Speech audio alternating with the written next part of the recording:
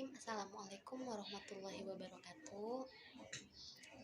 Perkenalkan, nama saya Rafika Putri Dwi Tania dengan nomor induk mahasiswa 201438. Pada video kali ini saya akan menyampaikan sedikit argumen saya terkait bagaimana sih cara kita menyikapi perbedaan pendapat maupun pandangan dalam berbagai persoalan fikih yang ada.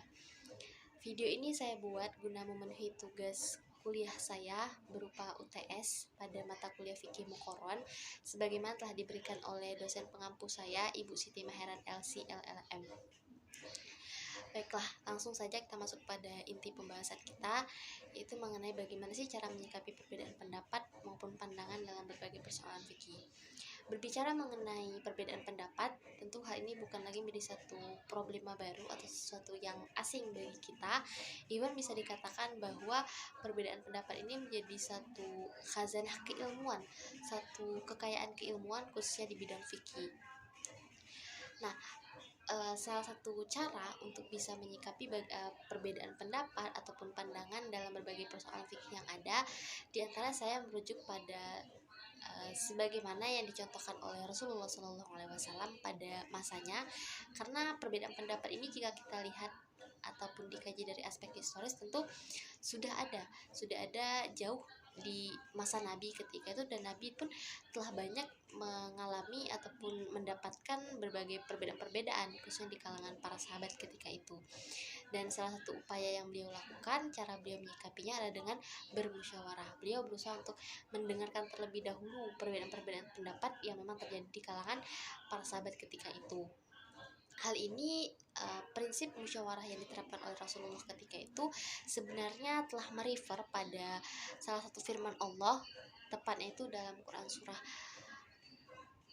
surah Asy-Syura dan Quran surah Ali Imran ayat 159 yang berbunyi A'udzubillahi minasyaitonirrajim, Bismillahirrahmanirrahim, wasyawirhum fil amr.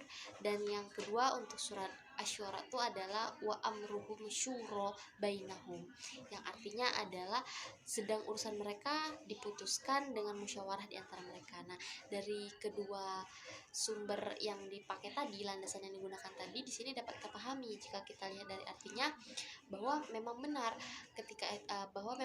Allah telah memerintahkan bahwa ketika kita ingin memutuskan suatu putusan maka hendaklah dimusyawarahkan terlebih dahulu. Nah, inilah yang menjadi landasan ataupun dasar pijak Rasulullah ketika itu dalam menyikapi segala bentuk perbedaan yang terjadi di kalangan para sahabat ketika itu. Nah, selain dari dua landasan tersebut dapat kita pahami bersama intinya bahwa dalam menyikapi segala bentuk perbedaan maka kita tidak boleh langsung menjudge bahwa satu argumen dari seseorang itu sebagai argumen yang salah dan menganggap bahwa argumen kita lah, pendapat kita lah yang benar, apa yang kita yakini lah itu yang benar, maka itu tidak boleh. Nah, hal ini bertujuan untuk menghindari adanya fanatik buta terhadap pendapat-pendapat para ahli, khususnya para ahli fikih ketika itu. Nah, sebagaimana saya sampaikan tadi juga bahwa perbedaan pendapat ini kan telah ada pada masa Rasulullah, dan Rasulullah pun hal ini terbukti pada beberapa kasus, pada beberapa peristiwa yang memang ketika itu Rasulullah berusaha untuk tidak menyalahkan adanya perbedaan pendapat ataupun pandangan para sahabat dalam menyikapi satu persoalan-persoalan fikih.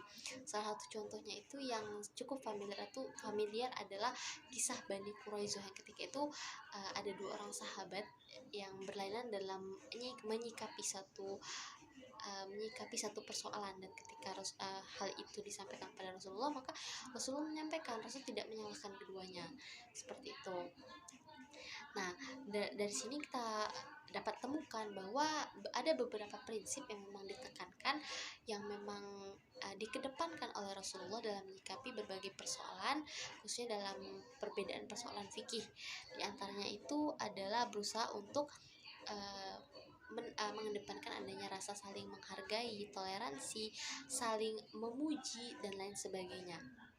Bahkan ada satu ungkapan yang disampaikan oleh Imam Qutadah radhiyallahu an, bahwasannya mal lam ya'rif al-ikhtilafi lam yashummu al-fiqhu bi anfihi.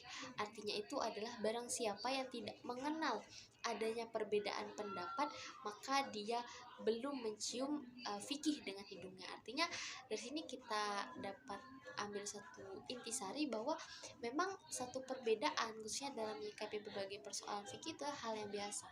Juga ada disampaikan oleh dosen kita bahwa perbedaan itu kan hanya terjadi pada persoalan-persoalan yang di luar keyakinan. Artinya persoalan-persoalan fikih ini menjadi satu hal yang biasa, jadi satu khasanah keilmuan, menjadi satu kekayaan keilmuan di bidang fikih seperti itu.